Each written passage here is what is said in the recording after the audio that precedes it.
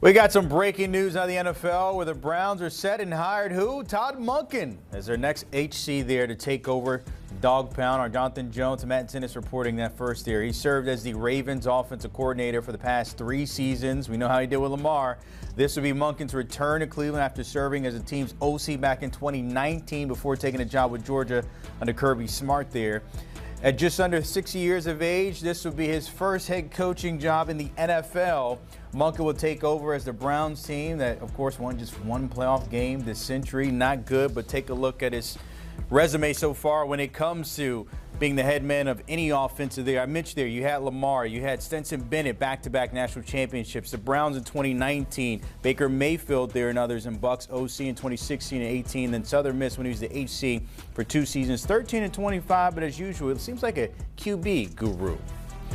All right, joining us now on set, my guy Kyle Long, and then also right in front of your screens here, Charles Davis with his breaking news. And Kyle, I wanted to start with you because you made a good point off camera. Sell me why this is a great hire, not just for the Browns, but also Todd Monken and QB1 Shedeur Sanders. Well, if you take a look at what the Cleveland Browns have at their disposal right now, they have a young quarterback that is not lacking in confidence. He loves throwing the football down the field. In addition to that, they've got a young running back who enjoys being the bell cow for that offense. And I think those two things have to be pertinent and priority one in a Todd Monken offense. And Lamar Jackson and those guys, they did a lot of RPO stuff. They did a lot of spreading the ball on the outside. But the two things that really appealed to me was Shedeur Sanders, his confidence, ability to throw the football down the field, and running the football. They're going to have to go get a real receiver number one to pair with Jerry Jeudy. But I love this hire already. I think Shedeur will really lean into this style of offense. Kyle, I love what you're saying here because you're focusing in on why this hire is a good one for the Cleveland Browns, not who they didn't get, not, oh, was this a sexy enough one? Oh, what do the Cleveland Browns fans think of this? Are they going to win the press conference? This is beyond all of that. And when you go back over Todd Monken's resume, you'll see so many different things where he understands how to adapt to personnel given to him. This is who I have to work with. This is who I have to play with. Evaluate who they are as players and their strengths and make that work real well. Look, I'm just going to focus in very quickly on the University of Georgia. I realized Georgia was loaded. Duh. We all saw that. But they got players that come in every year. In fact, just watch the Philadelphia Eagles roster and you see the University of Georgia. We get that, right? But Stetson Bennett never should have been the starting quarterback at Georgia. He found a way. Walk on, turn into more than a productive player, end up going into the NFL. He'll probably never be a starter, but Stetson Bennett, a 2-time national champion, and Todd Monken helped bring him along, played to his strengths, and went from there. That's why what I think you said, Kyle, is so key about understanding who Shedeur Sanders is and what his strengths are. Big one, throwing it downfield. They have to add to the wide receiver core outside. But David Njoku gives you a nice little tight end, which is every young quarterback's dream. They have to have it. And let's get Quinshon Judkins back from injury and get him going. I like the hire for those reasons. And last but not least, this guy's going to bring a structure to the team and a discipline to the team that I think that they're going to need going forward. Kyle, when we know that this was not the Browns' first choice because there were the names out there who all said, okay, no, I do not want to be the head coach there. So you finally decide on Monken, who is about to be 60 next month, getting his first job to be a head coach at the NFL level.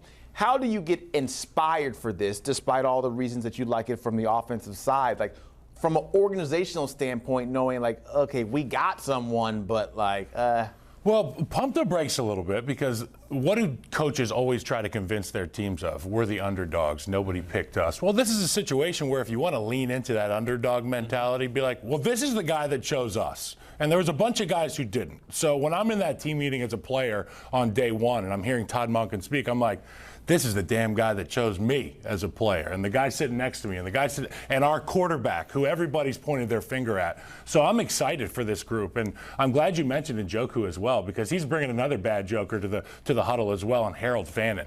And now you're looking at 1, 2, 3, 4 Pro Bowlers, including Shedeur. If Judkins can get it done next year, that's what they call a core. And you can have confidence with a core, and you can start to build through the draft whatever Monken establishes that archetype identity to be.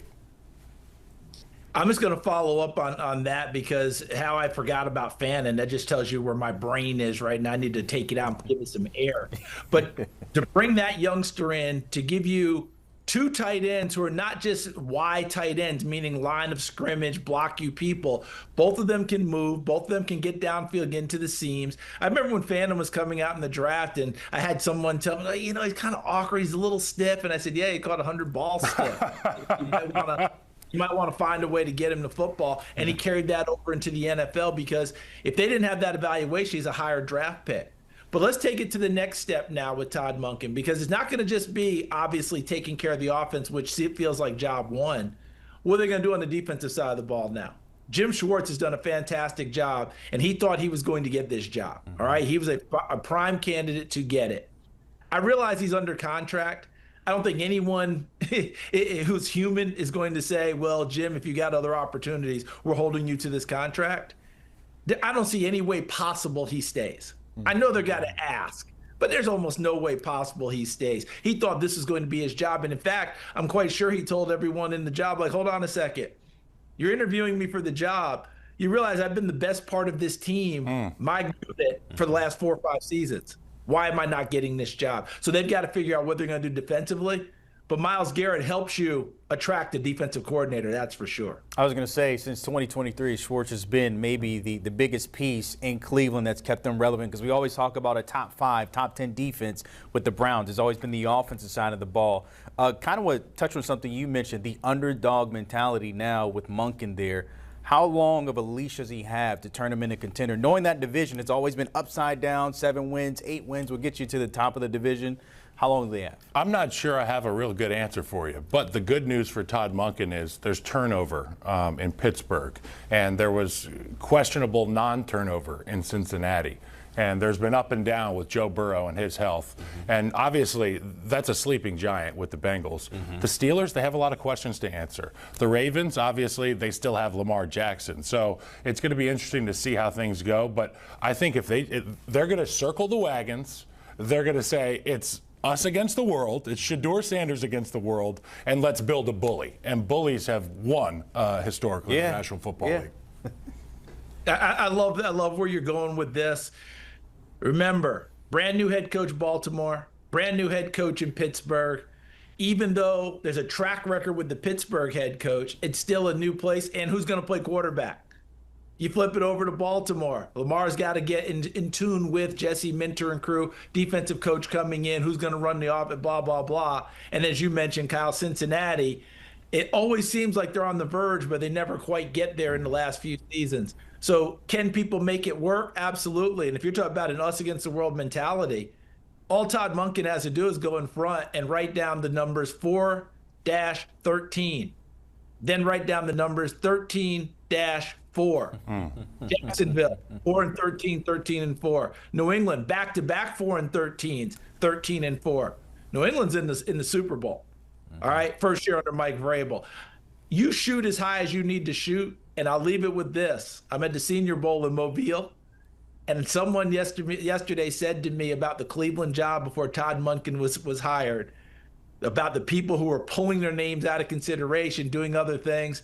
Oh, boy, they're smart to pull out of that one. They're smart enough not to do that. That's another thing that Todd Monken can play into, Kyle. Hey, you think that they're smart enough?